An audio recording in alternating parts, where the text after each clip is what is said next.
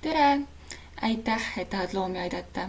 Näitan sulle samm-sammult, kuidas Euroopa Komisjoni küsimustikule vastata. Kui oled jõudnud Nähtamatute Loomade blogipostitusse, siis siit leiad sinise nupu, mis viib küsimustikku täitma. Esimesena tuleb sul luua kas kasutajakonto või oma parooliga sisse logida. Euroopa Komisjoni lehel siis on see kollane nupp, vastake küsimustikule. Ning kuna mina juba logisin sisse, küsib mult ikkagi salasõna. Kui sul kontot ei ole, siis saad selle seal luua. Siin siis asubki see Euroopa Komisjoni konsultatsioon. Kõigepealt tuleb sisestada enda andmed, mis keeles soovid vastata, kellena sa vastad. Mina olin Euroopa Liidu kodanik. Täidad oma nime ja e-mailid ja annab automaatselt siin, kui sa oled sisse loginud. Ning küsib ka, kui põhjalikud on sinu teadmised Euroopa Liidu õigusaktidest. Mina valin piisavad. Ja enda päritoluriik tuleb samuti valida. Ning seejärel klikkida ka, et oled nõus nende sätetega. Ja seejärel saamegi asuda küsimustiku juurde. Esimesena küsitakse, et kas need asjad, mis siin on nimetatud, on probleemiks. Valin kõikide puhul, et nõustun täielikult. Teiseks küsib, kui olulised on sinu jaoks järgmised eesmärgid. Siin ma valin väga oluline kõikide puhul. Kolmandaks tahab teada, et kui oluline on sinu arvates puurispidamise kaotamine järgnevate loomade puhul ning jällegi väga oluline kõikide loomade puhul. Neljandaks, mul on siin juba ära vastatud, ma valin muu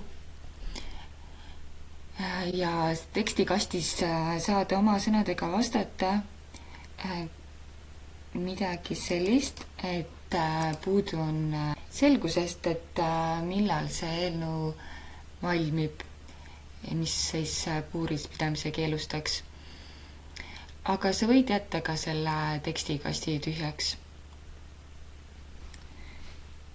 Viiendaks, ta küsib põhimõtteliselt seda, et mis tuge farmerid vajavad sinu arvates. Siin ma valin kõik välja arvatud 4. pikad üleminekuperioodid, sest ma ei arva, et need oleksid vajalikud.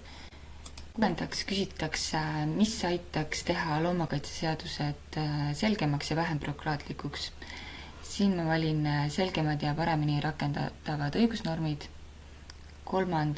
selgemad rollid ja vastutusalad ning 4.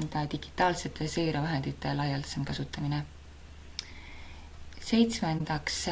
tahetakse teada impordinõuete kohta, et kas järgnevate toodete puhul peaks kehtima samaväärsed standardid nagu Euroopa Liidus ka imporditavatele toodetele. Valin siit, et tuleks järgida kõiki Euroopa Liidu loomade heaolu nõudeid nende kõikide puhul ning lisaks valin ka muu ning kirjutan siia kalad. 8. teada, et millised toetusmeetmed võiksid hõlbustada siis Euroopa Liidu väliseid riike samasuguseid standardeid järgima. Valin esimese Euroopa Liidu pakutav koolitus ja tehniline tugi, info jagamine tootmismeetodi kohta, toetus mitmepoolsete vahendite kaudu ning liigi spetsiifilised tehnilised juhenddokumendid. 9. küsib põhimõtteliselt, kas arvad, et Euroopa Liidu ühtsed seadused muudavad tingimused farmerite jaoks õiglasemaks. ning arvan, et väga suurel määral. 10. küsib, kas loomade heaolu näitajate mõõtmine farmides on oluline. Kuigi need on väga suurel määral olulised, siis võib valida neutraalne ning muud meetmed valida väga suurel määral. Ning tekstikasti selgitada, et heaolu näitajate mõõtmine on küll oluline, kuid kõige olulisem on, et kehtiksid kõrgemad heaolu standardid seadustena. Kuid sa võid valida ka muud meetmed, neutraalne, ja jätta tekstikasti tühjaks. 15. küsib ühepäevaste kuketibude tapmise kohta, et kui pakiline on sinu arvates nendele alternatiivide kasutusele võtmine. Olin väga pakiline. Ning jäänud on veel 3 küsimust. Need on sellised, kus tuleb oma sõnadega vastata. Et kindlasti mitte kirjuta täpselt sama teksti, nagu mul siin on, sellepärast, et kõik ankeedid, mis on samade identsete vastustega, loetakse üheks. Nii et 12. A küsimus küsib, et mis on need kõige olulisemad farmiloomade heaolu puudutavad muudatused, mida sa tahaksid näha. Et siin võidki mõelda, mis on see üks asi näiteks, mida sa tahaksid muuta. Soovitan siin kindlasti välja tuua puuride kasutamise keelustamise kõikide liikide puhul.